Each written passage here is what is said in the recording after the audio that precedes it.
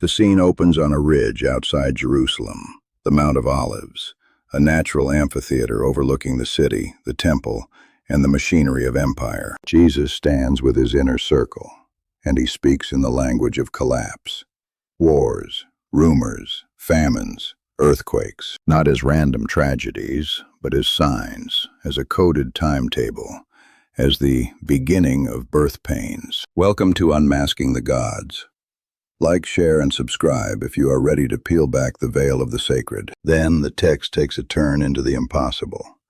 In Matthew 24, verse 29, we are told, "Immediately after the tribulation of those days shall the sun be darkened, and the moon shall not give her light, and the stars shall fall from heaven, and the powers of the heavens shall be shaken." Let's be brutally honest. This is where the narrative descends into absurdity. We are expected to believe in a literal cosmic collapse. But stars are not decorative sparks on a black ceiling. They are nuclear furnaces, millions of miles away. For a star to fall to Earth is physically impossible.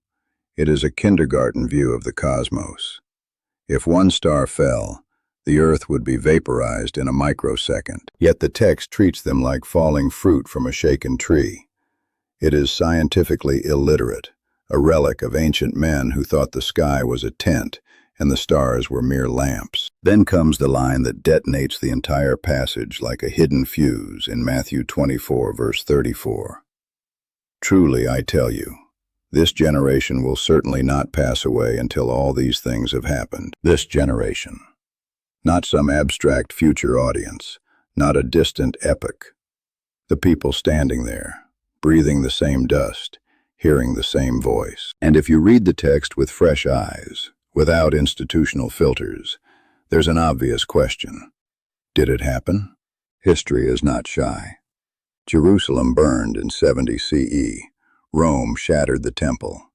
The priestly economy collapsed, but the sun didn't turn to black cloth. The moon didn't switch off. The stars did not fall like broken lamps from a ceiling. No public global descent occurred, no coming on the clouds witnessed by all the peoples of the earth. 2,000 years later, the deadline is come and gone. That generation is dust, and the prophecy remains suspended, like a debt continually refinanced. So what happened here? Was the speaker wrong? Was the language symbolic? Or is something deeper going on? Something older than Christianity? Something structural? Because apocalyptic speech is not merely prediction, it is technology, a social instrument, a psychological lever, a method of control. Look at the pattern. First, instability is framed as inevitability. Matthew 24, verse 6 says, "And ye shall hear of wars and rumors of wars. See that ye be not troubled." Translation: your fear is pre-approved, and your obedience is pre-requested. You are instructed not to interpret events independently, but to interpret them through the authorized lens. Second, the world is cast into a narrative of escalating crisis. Not things happen, but things must happen. When suffering becomes destiny, the gatekeepers of destiny become powerful. Third, the timeline collapses into urgency. This generation will not pass. When the end is near, dissent becomes dangerous. Sacrifice becomes reasonable. Your body, your money, your family, your future, all become negotiable. And that is where the apocalypse becomes profitable. Not always in coins, but in compliance. Let's zoom out. The language of darkened suns does not originate on the Mount of Olives. It echoes through earlier prophetic literature. Isaiah, Ezekiel, Joel, where cosmic imagery is used to describe earthly regime change. When empires fall, the sky is said to fall with them. Kings are stars. Dynasties are lights. A political world ending is narrated as a celestial world ending. This is not an accident. It is archetypal.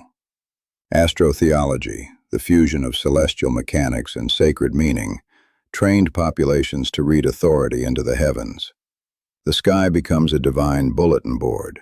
Eclipses become warnings. Comets become judgments. and the ones who claim to interpret the sky become the ones who interpret reality. That is the ecclesiastical move. Take the vast, indifferent cosmos and convert it into a moral surveillance system. So when the text says the sun will darken and the moon will not give its light, you're hearing a very old, very tired idiom. The rulers will collapse. The cosmic clock will signal a transfer of dominion. But here's the tension. Matthew 24 doesn't merely speak in poetic metaphor. It ties the cosmic language to a time-bound promise. This generation. That makes it combustible. Early Christian communities treated this as immediate. Paul's letters carry the heat of urgency, advising people to loosen their grip on life because the time is short. If tomorrow is the end, today belongs to the movement. That is how groups become intense, high commitment, and high control. A closed loop of expectation. Fear binds the community. Hope sedates criticism. And the leaders become the managers of the countdown. But then, the countdown fails. The sky stays up. The dead stay dead. History continues. And when prophecy fails, institutions rarely collapse. They mutate. They recode the language. This generation becomes this race, or this type of people. It becomes an ever-expanding rubber band. The reason that move works is not because it's textually obvious. It works because authority demands it. The institution cannot afford a falsified timeline. So the apparatus converts a failed deadline into a perpetual horizon. A religion with an endlessly imminent end can keep believers psychologically mobilized forever. Always alert, always scanning the news, always reading earthquakes and elections as omens. The end times becomes a pipeline, a constant stream of content, sermons, books, and blood moons, all stitched together to keep the nervous system hooked. The apocalypse becomes entertainment, but it also becomes governance. The sky is the perfect stage for authority, because the sky is untouchable. You can't argue with it. You can only submit to the one who claims to decode it. Control the story of the sky, and you control the story of history. Now, return to the Mount of Olives. Imagine you hear, "This generation will not pass."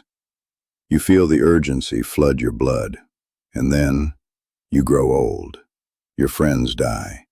The return does not arrive.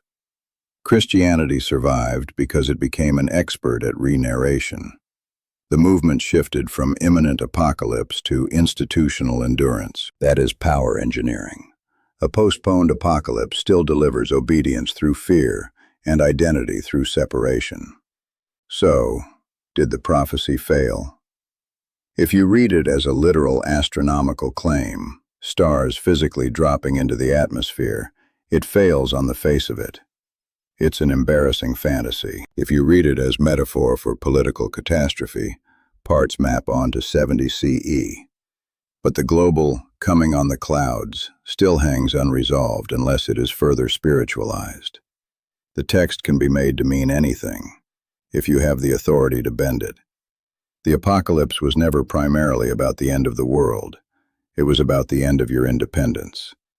A narrative so large it reorders your priorities without asking your permission. The sun darkens, the moon goes out, the stars fall, and in the darkness, a new authority appears, promising light.